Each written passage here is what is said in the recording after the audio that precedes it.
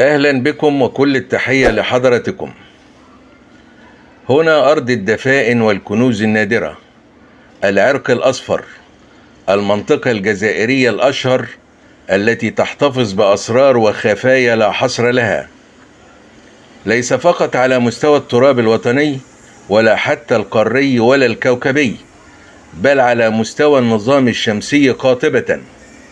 فقد حباها الله جل وعلا بأكبر مستودع طبيعي للأجسام الفضائية الغامضة، حتى يمكننا أن نطلق عليها بكل أريحية لقب حديقة النيازك والأجسام السماوية.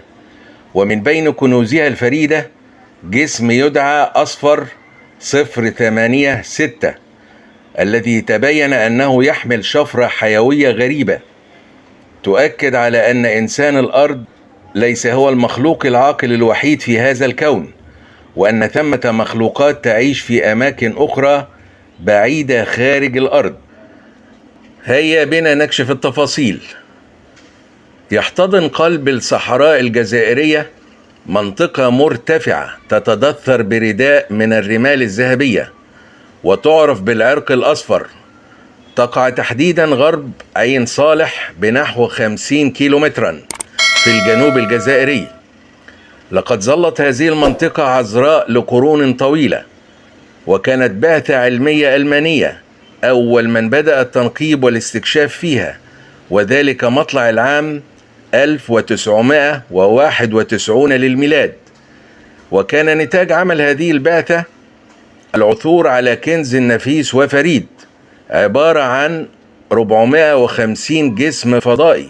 تبين بالفحص والتحليل أن أي منها ليس له مثيل من الأجسام الفضائية التي سبق العثور عليها في مناطق متفرقة حول العالم، الأمر الذي دفع كثير من البعثات العلمية الاستكشافية للتوافد على منطقة العرق الأصفر لعلها تعثر على المزيد من الكنوز والدفائن النادرة. وبالفعل لم تخرج أي من هذه البعثات خالية الوفاض، بل كانت تحمل في جعبتها نصيبا من هذه الدفائن والكنوز. ويعد الجسم الفضائي الذي يطلق عليه اسم أصفر 086 أحد أهم الأجسام التي تم العثور عليها في هذه المنطقة. تكمن أهميته في كونه يحتفظ بسر عجيب يمكن أن يدحض فرضيات ونظريات ظلت صامدة لعقود طويلة حول كائنات الفضاء.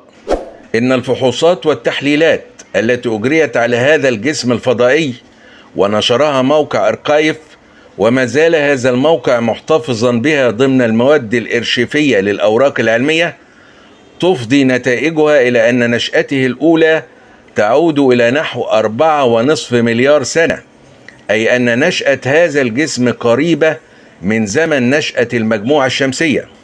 وفي جوفه اكتشف العلماء مادة غامضة لم يتمكنوا من إدراك هويتها في بادئ الأمر، ولكن بمزيد من الفحص والتحليل الدقيق تبين أنها مادة الحياة، وهي عبارة عن تركيب بروتيني حيوي فريد قادم من الفضاء الخارجي أطلقوا عليه اسم هيمولثين، يتألف من مجموعة أحماض أمينية مع غليسين وهيدروجين وذرات حديد وأكسجين وعنصر الليثيوم. وحتى الآن لم يتيقن العلماء من معرفة المصدر الأساسي لمادة الحياة هذه. ووفقا لموقع ناسا، فإن العلماء استعانوا بتقنية تحليل جديدة مكنتهم من اكتشاف هذا البروتين الفريد مدسوسا داخل هذا الجسم الفضائي. وأضاف الموقع إن هذا الاكتشاف الجديد قد يكون بمثابة دليل لمعرفة ما إن كانت الحياة قد نشأت بمكان آخر في المجموعة الشمسية. وبمحاكاة النتائج يكون هذا أول بروتين أمكن العثور عليه ويحمل شفرة حياة خارج نطاق كوكبنا الأرضي. ويشير بروفيسور جلول بالحاي المتخصص في دراسة علم الكويكبات بجامعة هواري بمدين للعلوم والتكنولوجيا إلى أن هذا الاكتشاف المثير يعزز بقوة فرضية وجود حياة بيولوجية خارج كوكب الأرض. خلاصة القول إن كنوز ودفائن صحراء الجزائر من الكثرة بحيث يصعب حصرها، وما اكتشف منها لا يمثل سوى غيض من فيض. ويكفي للدلالة على ذلك منطقة العرق الأصفر في الجنوب الجزائري، والتي تنفرد بأكبر تجمع للنيازك والأجسام الفضائية التي سقطت على سطح الأرض.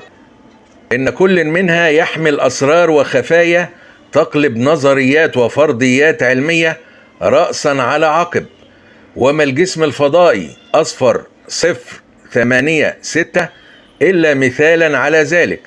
لقد أعادت نتائج الفحوصات العلمية التي أجريت على هذا الجسم نظريات نشأة الحياة واحتمالية وجود حياة خارج نطاق الكوكب الأرضي إلى واجهة البحث العلمي من جديد. والمؤسف جدا بحسب بروفيسور بالحاي أن يكون هذا الجسم الفضائي الذي هو حق أصيل للجزائر وإرث نفيس للجزائريين يصبح في حوزة علماء ألمان استحوذوا عليه بطريقة أو بأخرى، وحرم منه الباحثين والعلماء في الجزائر. فهل تنجح الجزائر في استعادة كنزها الثمين الذي يحمل شفرة الحياة ودليل وجود كائنات خارج كوكب الأرض؟ شاركنا برأيك. نرحب بتعليقات مشاهدينا الكرام، ونأمل أن تتسم التعليقات بالآراء الجادة التي تحظى منا بكل تقدير واحترام. ولا تنسوا الدعم والاشتراك في القناة.